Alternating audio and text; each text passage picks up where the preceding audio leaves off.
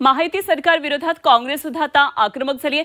काँग्रेस आज राज्यभर पिठलं भाकर आंदोलन करणार आहे। अतिवृष्टीमुळे राज्यातले शेतकरी उद्ध्वस्त झालेत आणि या शेतकऱ्यांना भरीव पॅकेज आणि कर्जमाफी देण्याची आवश्यकता होती। मात्र महायुती सरकारने जाहीर केलेले हे पॅकेज अत्यंत तुटपुंज आहे आणि जे जाहीर केले तेही शेतकऱ्यांना अजून मिळालेलं नाही असा आरोप काँग्रेसने केला।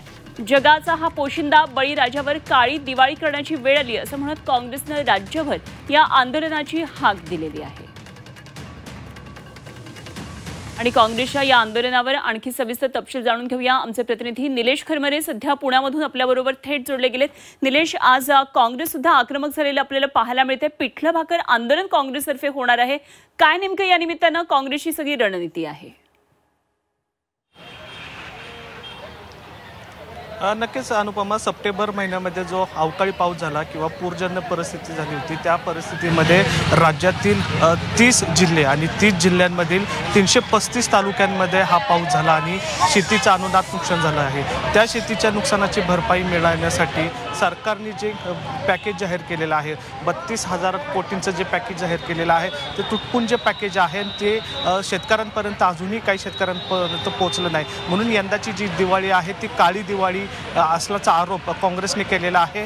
म्हणूनच आजपासून काँग्रेस रस्त्यावर उतरलेले आहे। पिठलं भाकरी खाऊन हे आंदोलन करणार आहेत। सरकारचं लक्ष वेधण्यासाठी हे आंदोलन काँग्रेसने पुकारलेलं आपल्याला पाहायला मिळतं। जिल्हा असेल, तालुका असेल, या प्रत्येक ठिकाणी हे काँग्रेस आंदोलन करणार आहे। खरं तर या आंदोलनाचे पाठीमागचं कारण म्हणजे सरकारने जे शेतकऱ्यांसाठी जी मदत जाहीर केलेली आहे ती तुटपुंजी आहे असा आरोप काँग्रेसने करत हे आंदोलन आजचं पुकारलेलं आपल्याला पाहायला मिळतं। खरं तर काँग्रेसने हेक्टरी 50,000 मदत मिळावी आणि ज्या शेतकऱ्यांची पूर्ण जमीन खरडून गेलेली आहे त्यांना 5 लाखाची मदत जाहीर करावी अशी मागणी काँग्रेसने धरलेली आहे। मात्र सरकार या गोष्टीवर गांभीर्य नाहीये। सरकारने आज सकाळीच राज्याचे जे